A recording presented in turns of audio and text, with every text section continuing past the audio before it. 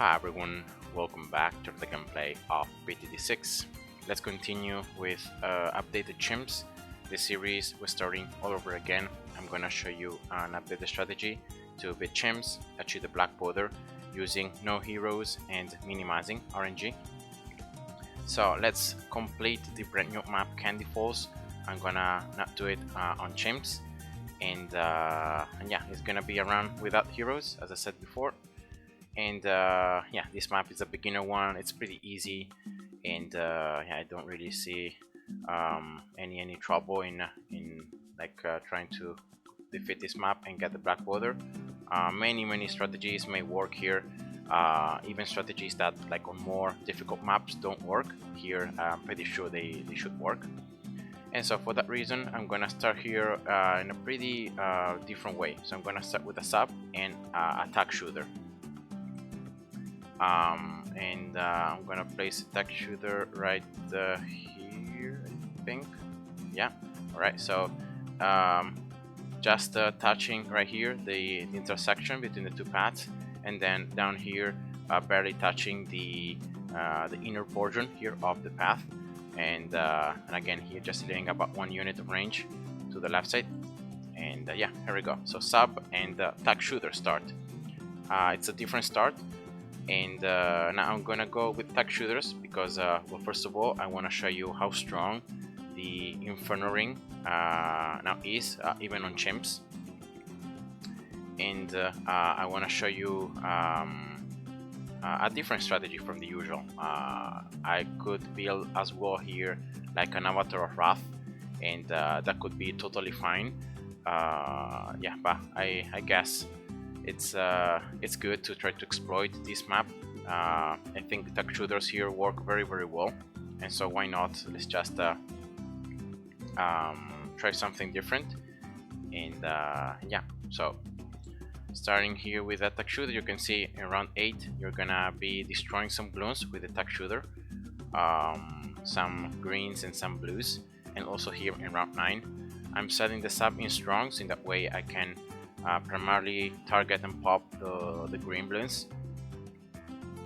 And then here for round 10, once you reach 540 cash, you can place the ninja, and that's what I'm gonna do here. So just placing the ninja here closest to the left side, and then looking at the top range of the ninja so that it's barely touching here the top portion of the path, right?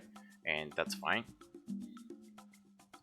Now this ninja is I will not really upgrade it a lot. I'm gonna just use it in this early game to, well, first of all be able to pop camo Bloons, and as well to do some damage overall, but it's not gonna be that important. So I'm gonna just get this ninja to 0-2, alright, and that's it.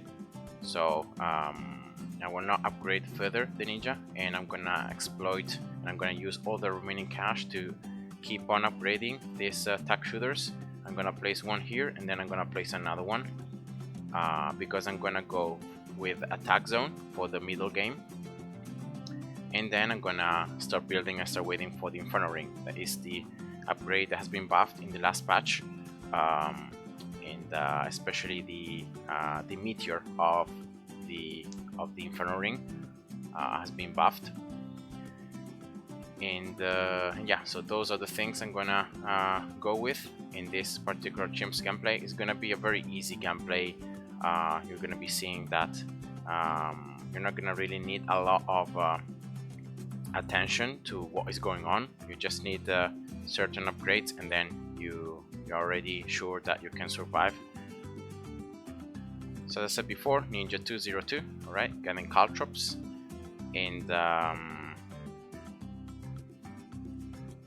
yeah, now I'm gonna just place an alchemist here closest to the attack shooter, and then closest to the bottom side. Alright, so like here, and an alchemist here should also be able to pop the Bloons as they turn. So you can see that the alchemist has enough range to attack here, so that's also quite nice. And then here I'm gonna place another attack shooter, now here closest to the alchemist, so closest to the top side, trying to place it just right beneath the alchemist, yeah, like this. And And now I'm gonna get a further upgrade so that I can pop lab Bloons. I have the alchemist that can pop lab Bloons, and also now I'm gonna get a 3-2 tack shooter that is also gonna be able to pop lab Bloons. Yeah, and on top of that, I'm gonna also get the alchemist 200 as around 28 starts. Just trying to maximize how much damage how efficiently actually I can destroy these lab Bloons. So yeah, you can see should be able to destroy all of them. And now yeah, just getting this tack shooter 203. Now I'm pretty sure that the ninja is out of range of the alchemist. Yeah, you can see that it doesn't have the sign, I guess. But then as I'm gonna get some villages and as I'm gonna get some new things here, you should be able to reach the alchemist, also to reach the ninja. So start giving the brew, sorry, not the brew, but the mexodip. So now here what I'm gonna do is I'm gonna place a very early village. So before even upgrading the alchemist and all the stuff, I'm gonna just place a village here closest to the top and to the left side. Alright, so like here, every tower should be in range other than this sub. And now I'm gonna get this village to 0-0. So just increasing the attack speed.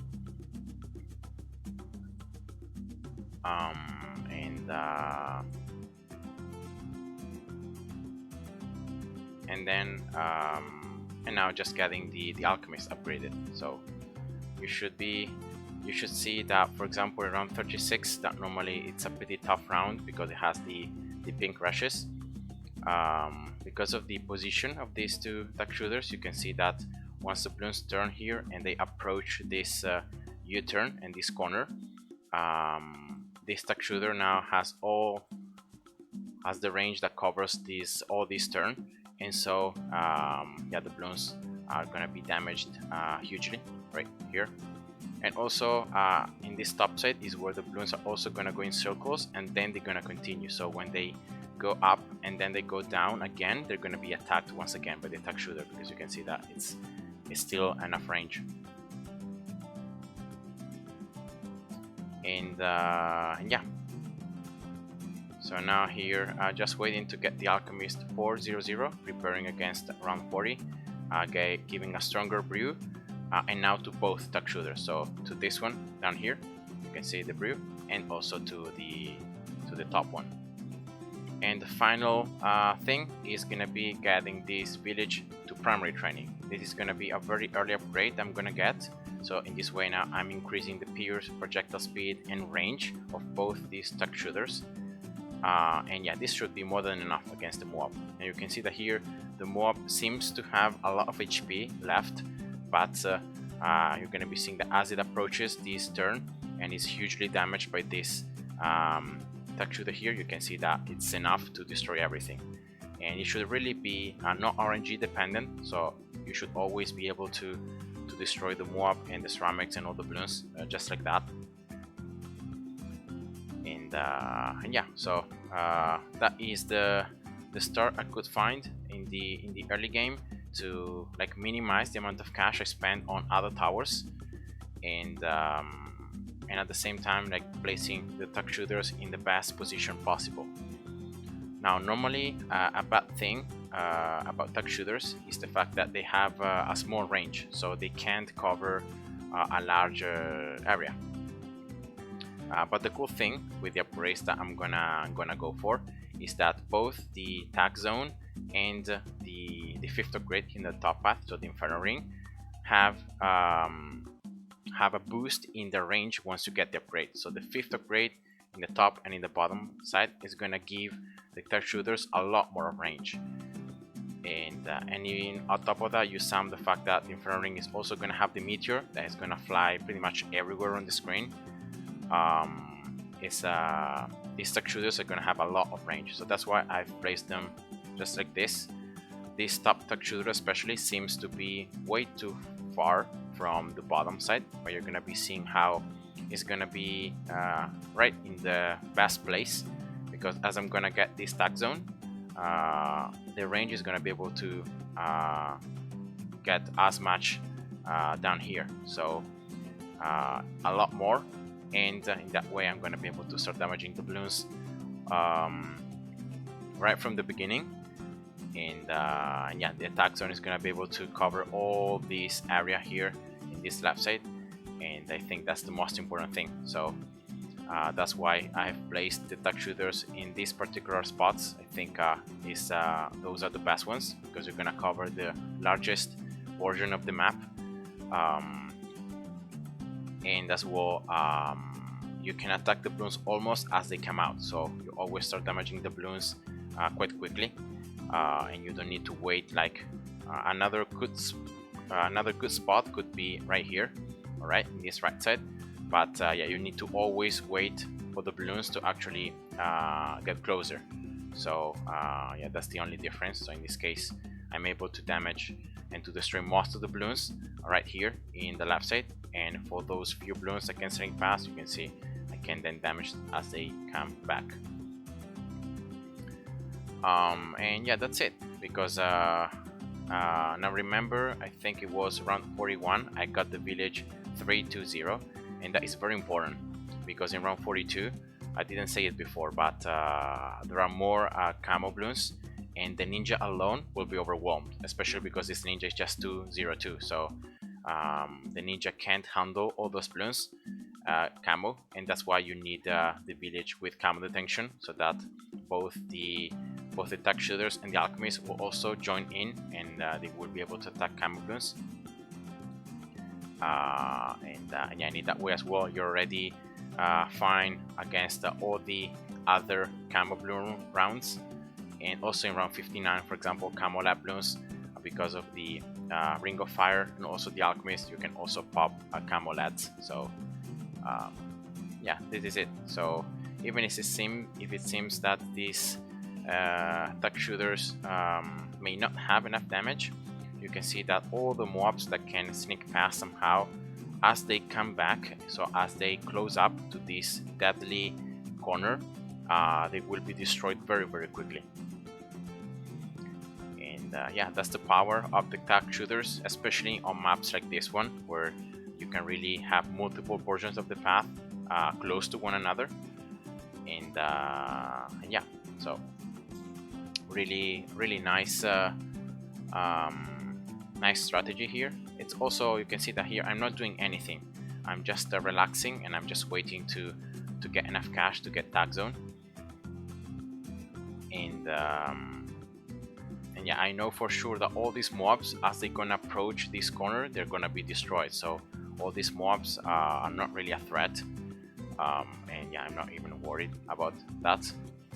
And even if the mobs could like turn, go up, and then come here, then I can still damage them in this top side. So yeah, now with tag zone, you're gonna be seeing the huge increase in range, and yeah, you can see that now how much area this tag zone is covering is insane. So it's covering all this top loop, and yeah, also down here the first turn now a lot more efficiently.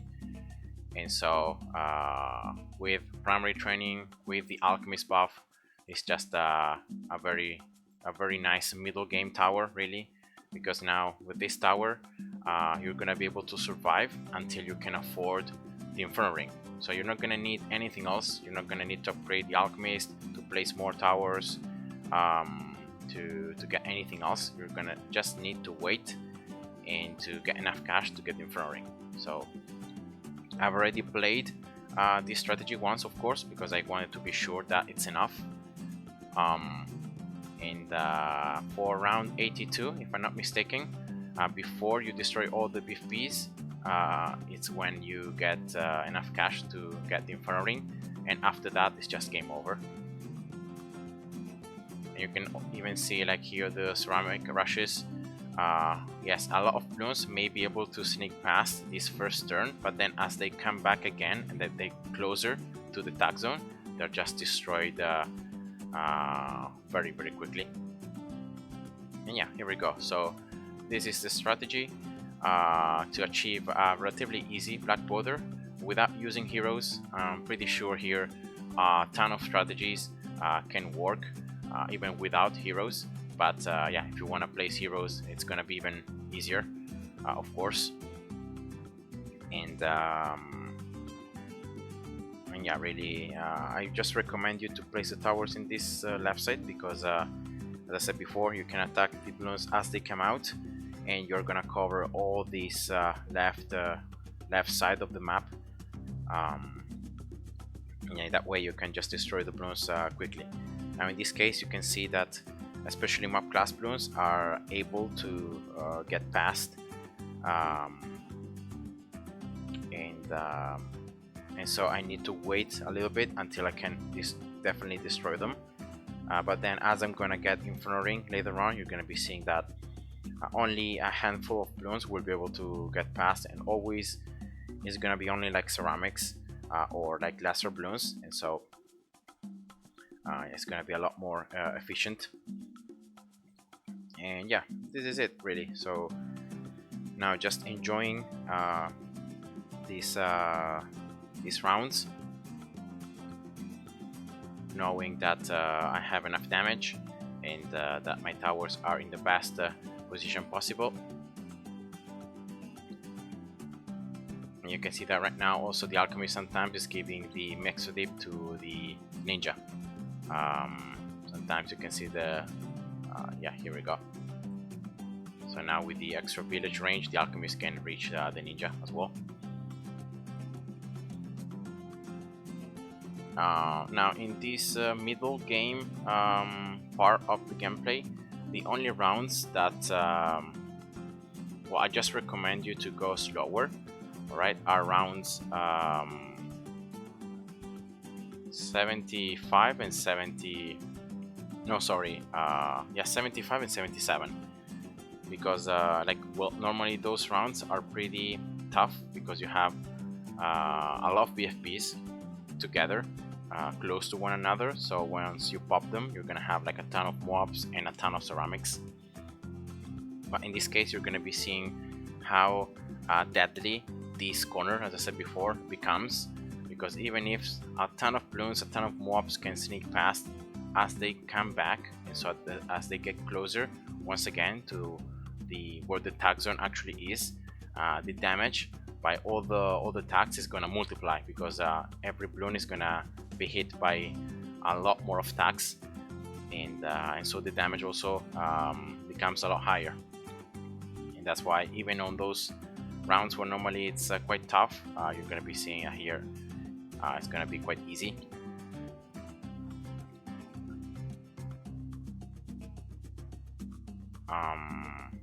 And yeah, that's pretty much it. I don't really know if this strategy right here, it can be optimized. Like for example, if a ninja 201 maybe it's enough, or a ninja like 102 it's enough. But yeah, I guess this is just the best I could find with these towers. Definitely, if you're going with other towers, also the early game can be different.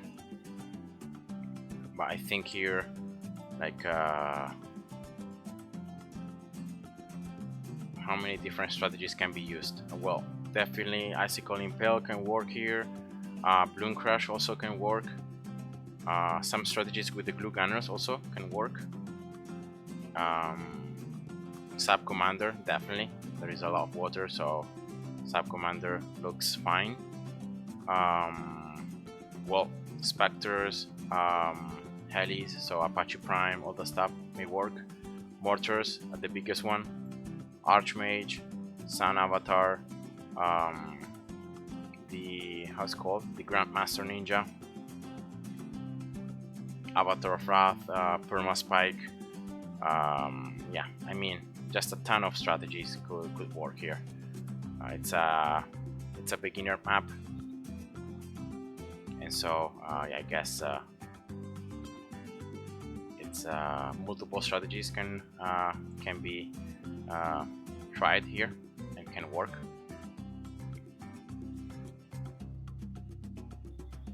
Alright, so here as I'm talking, you can see the tech shooters just destroying all the balloons in every round and just getting further up.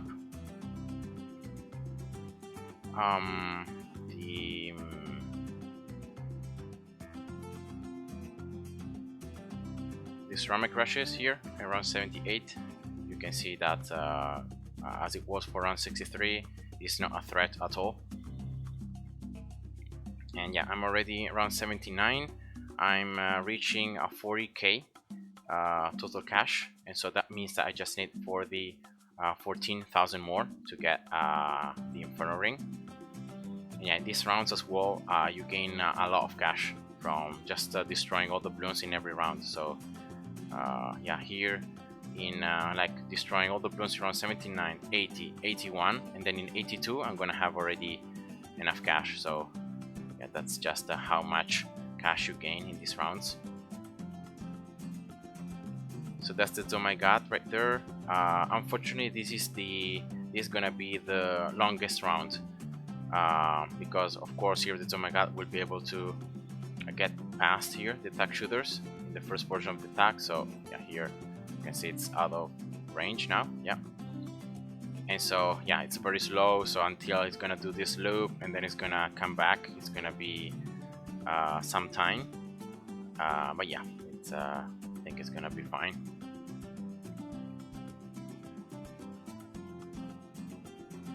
So right now the zombie god should have about maybe half of HP still left, maybe 1/4 of HP left, and see how quickly all the BFBs and all the other balloons will be destroyed right now. Look at this. I don't know if it were like 5 seconds. In 5 seconds from here to here, all the balloons were destroyed. That's just how insanely strong the tag zone actually is. And now that the ceramics are super, so they have more HP, you can see that still the tags are also in combo with this tag shooter. So remember that this Ring of Fire actually is doing its job as well. So 102 total pops is not that bad. And you can see just 3,000 more to get the Inferno Ring upgrade. And so here I think I should be able to get it before I have to destroy the fortified BFBs. Yeah, here we go. So now I can get it. You can see more range, and as well now the meteor, and this specific meteor has been buffed. So now it's going to do a damage over time effect. It's going to do like splash damage. It's going to have a certain amount of pierce, so it's insanely stronger. So now I can get this Alchemist 402 just to give the potions faster.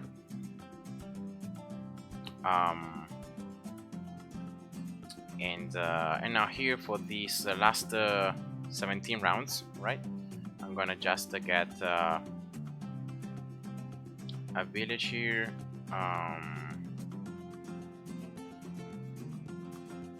An MIB village, and I'm gonna get this MIB village only because I wanna pop with the tag zone DDTs permanently. So I'm pretty sure that the Inferno Ring can already damage DDTs because it's like it's gonna be a fire damage, and DDTs have do not have like purple balloons properties. So I'm pretty sure with just camo detection you can damage DDTs with Inferno Ring, but with the tag zone, because it's tags, I'm pretty sure you can't. So yeah, for that reason here I'm gonna get a 032 village and MIB. And now very simply I'm gonna get also some discount with this MIB, so I can place, for example, here a very nice glue gunner.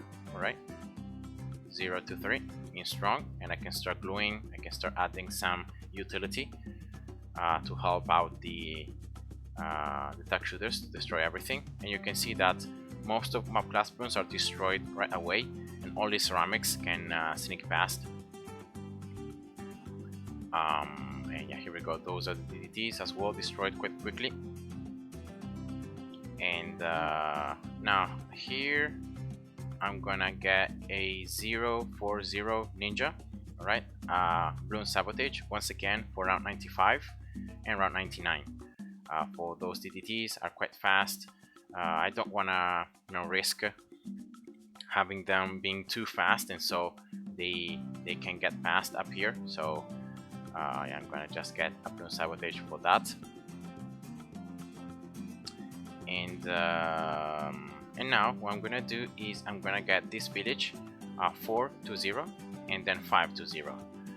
Now unfortunately the 4th upgrade is bugged right now of the village, so it should increase the range and of the every primary tower in range, but unfortunately it doesn't work. So it must be patched because it's a bug. And now with the 5th upgrade, it's not only gonna give you this ballista attack that also has like almost unlimited range, but it's also gonna make primary towers even stronger. I think it increases like the damage and the pierce of every primary tower in range, the 5th upgrade. I don't remember exactly, but it should work like that. Yeah, for that reason here I'm gonna get this 5th upgrade, and yeah, that's gonna be it. So here on 95 I'm gonna use Bloon Sabotage right now to slow down this. Right, here we go. And yeah, now here around 96 should be able to afford this village here, 5-0. And that's gonna be the last upgrade I'm gonna get, because you don't need anything else. I could be getting here also like a 0-3-2 alchemist, also to like create some more explosions and to have some more utility. But I think, yeah, I mean, I can build it, why not? So let's just build it in range of the discount village here. So right here, I guess, yeah. So that's the primary expertise. So now the tack shooters should be stronger. And now, as I said, I'm gonna very simply just get here an alchemist 0-3-2. All right, placing some concussions, making map clusters explode, more damage. Should be nice. And yeah, already around 99. So for this round, I'm gonna use once again Bloon Sabotage. And yeah, next is the BAD. So I can damage this BAD with, of course, my basic range with both the attack shooter and the Inferno Ring. But then the Inferno Ring, you can see that still is launching now the meteor, and so the damage is still stacking up. The damage over time plus the damage of the meteor, and also the village as well is doing some damage to this BAD. So that's the BAD exploding. And yeah, here we go. So that's Chimps, guys. I hope you enjoyed, and see you. Bye bye.